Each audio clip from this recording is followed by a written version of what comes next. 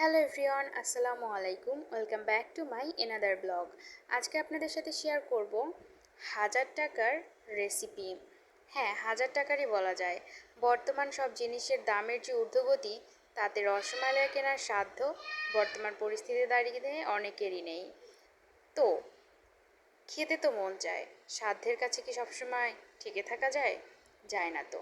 তাই আপনাদের আজকে আমি শেয়ার করব ঘরে থাকা সামান্য কিছু উপকরণ দিয়ে এত মজার রসমালাই রেসিপি, যেটা একবার বানিয়ে খেলে আপনারা আর কোনোদিনও বাজার থেকে কিনে খাবেন না।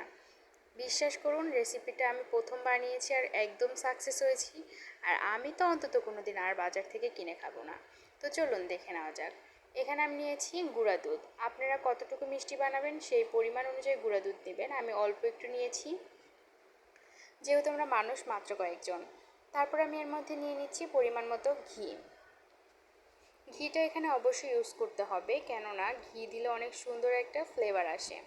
আর হ্যাঁ, আমি এর মধ্যে কোনো বেকিং পাউডার বা বেকিং সোডা ইউজ করব না, যেহেতু আমি ঘরে থাকা একদম সহজ কিছু উপকরণ দিয়ে তৈরি করছি, তাই বেকিং সোডা বা বেকিং পাউডার আমি স্কিপ করতেছি। আর এখানে আমি নিয়ে নিলাম একটা ডিম। ডিমটাকে আমি সুন্দর করে ফাটিয়ে নিব। এবার ডিমটা সুন্দর করে ফাটিয়ে নেবেন, যেন ভিতরে কোনো লাম্পস না থাকে। তো ভালোভাবে ফাটানো হয়ে গেছে। আর এখানে আমি সেই গুঁড়া দুধের মধ্যে ঘিটাকে ভালোভাবে মিশিয়ে নিচ্ছি হাতের সাহায্যে নেড়েচেড়ে। যখন মেশানো ভালোভাবে হয়ে যাবে, সুন্দর একটা ভাপ এসে যাবে দলা দলা, তখন সেই পর্যায়ে আমি এর মধ্যে ফেটিয়ে রাখা ডিমটা একটু একটু করে দিব এবং সুন্দর করে ডোটাকে বানিয়ে নিব।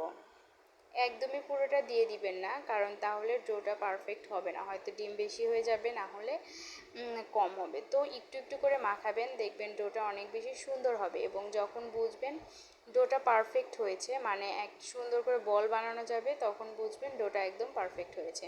তো দেখতে পাচ্ছেন আমার পুরোটা ডিম লাগেনি, যেহেতু আমি অল্প একটু গুঁড়া দুধ দিয়ে বানাচ্ছি। এবার এটাকে আমি সুন্দর করে সেট করে নিব। ভালোভাবে এটাকে ডোটা বানানো হয়ে গেলে হাতের সাথে সুন্দরভাবে ভালোভাবে বেশ কিছুক্ষণ মুথে নিব। মুথে নেওয়া হয়ে গেলে এবার এটাকে আমি 5 থেকে 10 মিনিট একটু ঢেকে রাখবো। ঢেকে রাখার কারণে ডোটা আরও বেশি সফট হবে। তো এখানে আমি সুন্দর করে হাতের সাহায্যে ডোটা মুথে নিয়েছি, তারপরে আমি এটাকে ঢেকে রেখেছি 5 মিনিটের জন্য।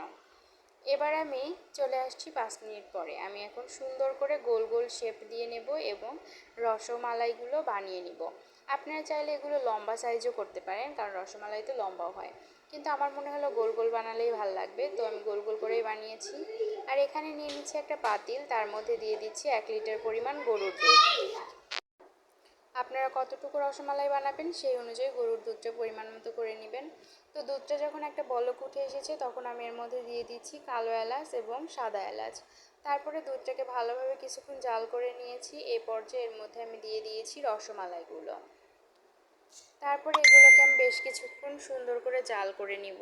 আর একটা ভিডিও আমার স্কিপ হয়ে গেছে, সেটা হচ্ছে চিনি দেওয়াটা আমি দেখাতে পারিনি, কারণ ভিডিওটা অন করার আগে চিনিটা দিয়ে ফেলেছিলাম, মনে ছিল না, যার ফলে এটা দেখাতে পারিনি। চিনিটা দিবেন খুবই সামান্য, যেহেতু দুধটা কমে যাবে, যার ফলে অনেক বেশি গাঢ় হবে।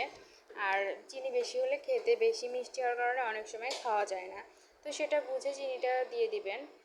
আমি ফিরে আসছি বেশ কিছুক্ষণ পরে। দেখতে পাচ্ছেন দুধটা অনেক গাঢ় হয়েছে আর রসমালাইগুলো একদম পারফেক্ট। সত্যি বলছি, এটা খেতে এত মজা হয়েছে, এত মজা হয়েছে যা বলার মতো না। দোকানের চেয়ে অনেক বেশি মজা আর অনেক বেশি হাইজেনিক। ধন্যবাদ।